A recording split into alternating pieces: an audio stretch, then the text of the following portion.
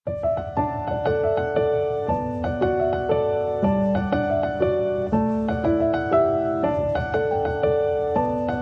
Dear students, welcome to my channel BK Munna Lal.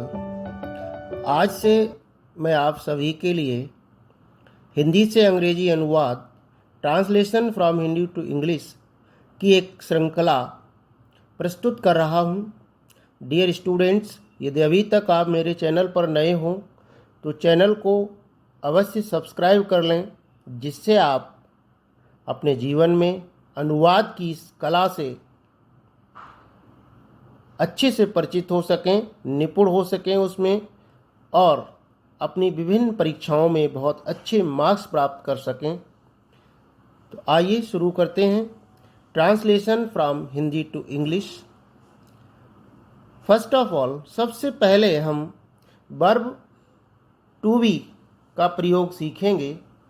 Verb to B के अंतर्गत is, am, are, was, वर इनको सीखेंगे।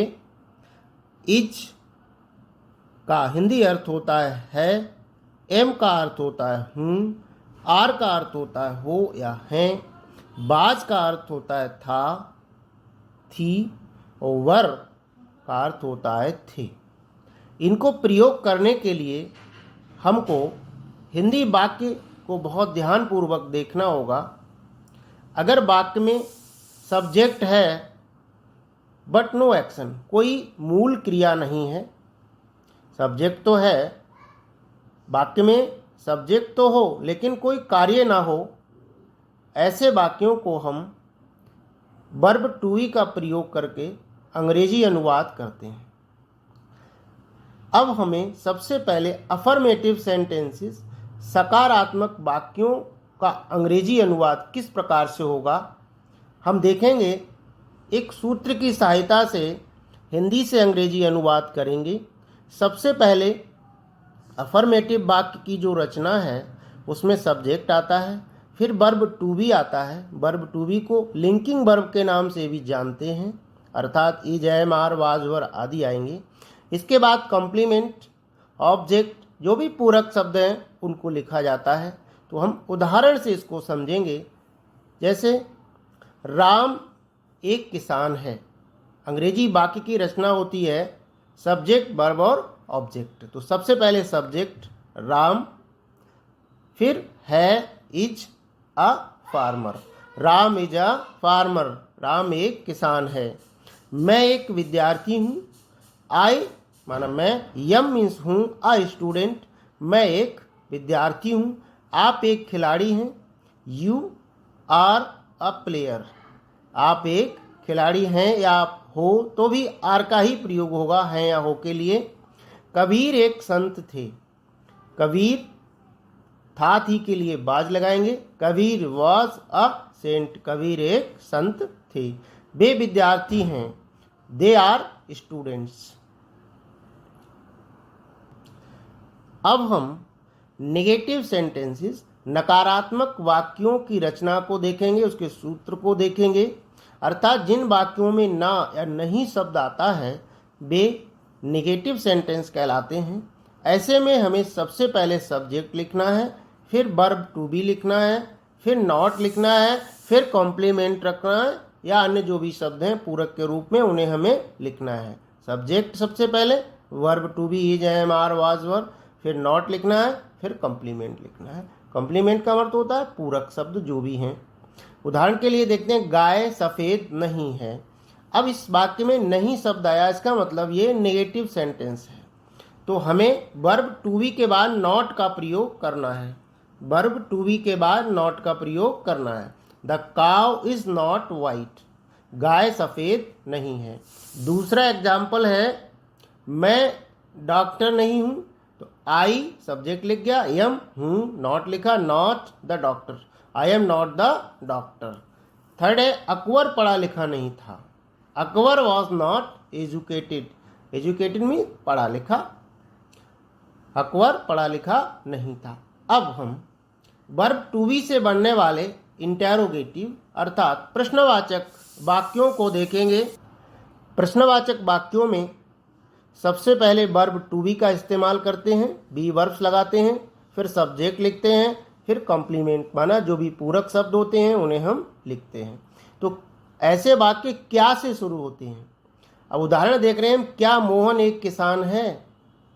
अब मोहन एक वचन में है तो इसमें सबसे पहले और है दिया है तो इज आएगा, इज मोहन अ फार्मर। क्या मोहन एक किसान है।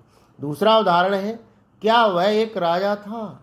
ये भी एक वचन का है, क्योंकि था है तो पास्ट में है, बाज आएगा, बाज ही अ किंग, बाद में क्वेश्चन मार्क लगाएंगे। तो हमारा अनुवाद हुआ वाज ही अ किंग, क्या वह एक राजा था। साथ ही साथ हम interrogative sentences with question words को भी देखेंगे। वह प्रश्नवाचक वाक्य जिनमें प्रश्नवाचक शब्द बीच में दिए होते हैं उनका अनुवाद हम बी वर्ब्स के साथ, वर्ब टू बी के साथ किस प्रकार से करते हैं, इनको भी देखते हैं। तो सबसे पहले जो भी प्रश्नवाचक शब्द वाक्य के बीच में आया है उसकी अंग्रेजी सबसे पहले लिख देते हैं। उदाहरण देखते हैं हम, रामायण के लेखक कौन हैं। अब चूंकि कौन शब्द बीच में आया है तो इसकी अंग्रेजी होती है हु।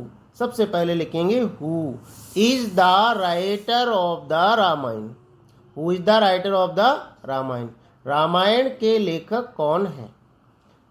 डियर स्टूडेंट्स, कभी कभी हिंदी भाषा में सम्मान पूर्वक बोले जाने के लिए हम है लिखते हैं तो इसका अर्थ प्लूरल नहीं है माना एक वचन है।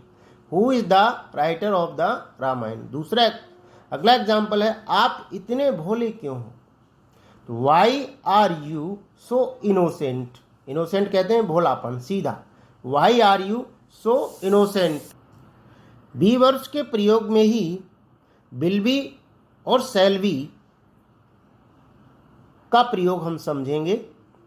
विल बी और शैल बी का अर्थ होता है होगा, होगी या होगा, बनेगा, बनेगी या बन जाएगा, हो जाएगा, हो जाएगी, हो जाएंगे, हो जाऊंगा, रहेगा, रहेगी, रहेंगे, रहूंगा आदि। तो ये विल बी और शैल बी का अर्थ होता है। या ये जो हमारे हिंदी शब्द हैं होगा, होगी, बनेगा, बनेगी, हो जाएगा, हो जाएगी, रहेगा, रहेगी, यदि ये आएंगे तो हमें विल बी और शैल बी का प्रयोग वाक्य के सब्जेक्ट के अनुसार करना होगा। उदाहरण हम देखते हैं। पहला उदाहरण है, गाय भूखी रहेगी। तो सब्जेक्ट है the cow will be hungry, the cow will be hungry. Next है, वह पागल हो जाएगा। He will be mad. Be का अर्थ एक्चुअली होना होता है और विल फ्यूचर के लिए आता है, गागी। ही विल बी मैड, वह पागल हो जाएगा। मैं कल तैयार रहूंगा। तो आई के साथ, आई बी के साथ शैल का यूज होता है।